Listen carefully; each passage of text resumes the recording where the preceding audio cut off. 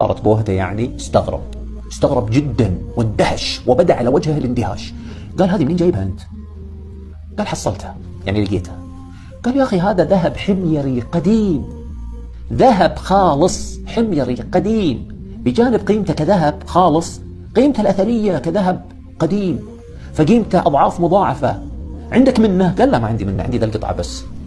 قال وين حصلتها؟ وين كذا؟ يقول ضيعت الرجال، قلت له حصلتها وانا ماشي ومشيت الامور. قال اسمع، في ناس في صنعاء يشترونه منك بآلاف مؤلفة.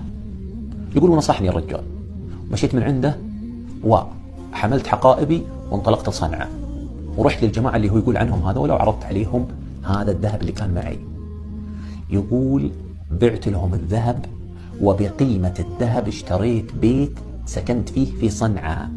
حتى هذه اللحظة من عام 1998 حتى هذه اللحظة هو ساكن في هذا البيت اللي اشتراه بسبب هذا الذهب.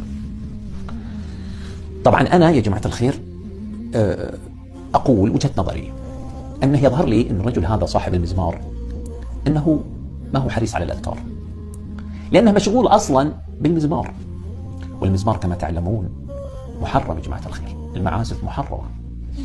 وانظروا إلى أن الجماعة هذولا يحبون الأغاني ويحبون المزمار، فاستدعوا هذا الرجل يحيي لهم